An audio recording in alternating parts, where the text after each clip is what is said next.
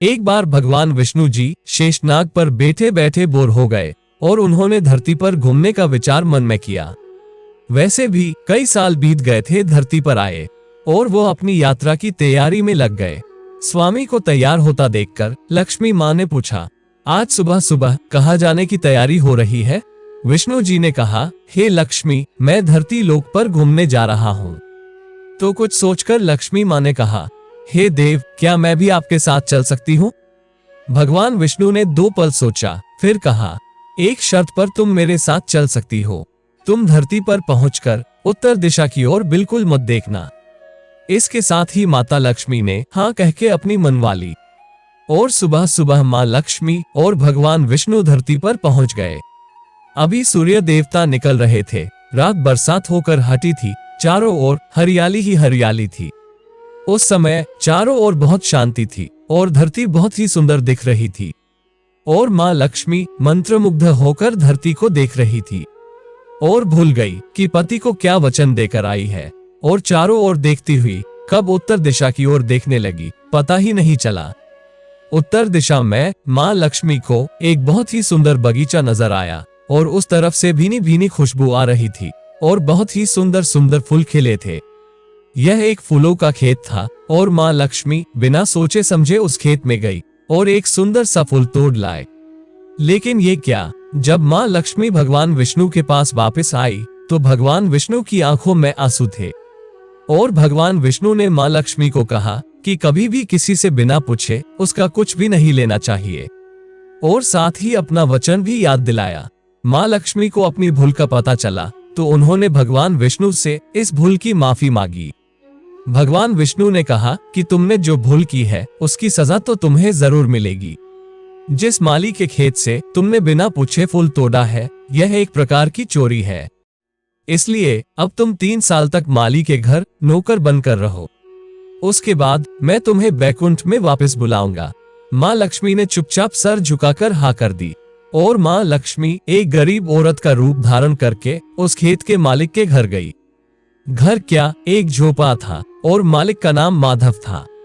माधव की बीवी, 2 बेटे और 3 बेटियां थी। सभी उस छोटे से खेत में काम करके किसी तरह से गुजारा करते थे।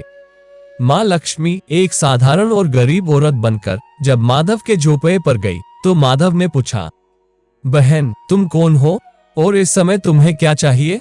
तब माँ लक्ष्मी ने कहा, मैं एक गरीब औरत हूँ, मेरी देखभाल करने वाला कोई नहीं।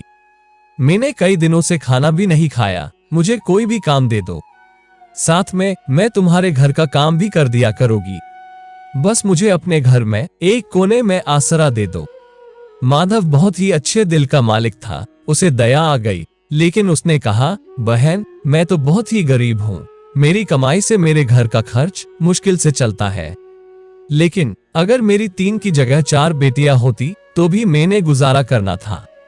अगर तुम मेरी बेटी बनकर जैसा रुखा सुखा हम खाते हैं उसमें खुश रह सकती हो तो बेटी अंदर आ जाओ। माधव ने माँ लक्ष्मी को अपने झोपड़े में शरण दे दी और माँ लक्ष्मी 3 साल उस माधव के घर पर नौकरानी बनकर रही। जिस दिन माँ लक्ष्मी माधव के घर आई थी उससे दूसरे दिन ही माधव को इतनी आमदनी हुई फूलों से कि शाम को एक गाय खरीद ली।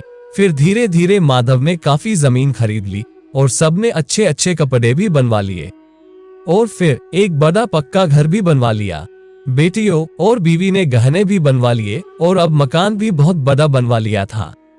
माधव हमेशा सोचता था कि मुझे ये सब इस महिला के आने के बाद मिला है। इस बेटी के रूप में मेरी किस्मत आ गई है। अब 2 से 5 साल बीत गए थे, लेकिन माँ लक्ष्मी अब भी घर में और खेत में काम करती थी। एक दिन माधव जब अपने खेतों से काम खत्म करके घर आया तो उसने अपने घर के सामने द्वार पर एक देवी स्वरूप गहनों से लदी एक औरत को देखा। ध्यान से देखकर पहचान गया, अरे ये तो मेरी मुंह बोली चौथी बेटी यानी वही औरत है।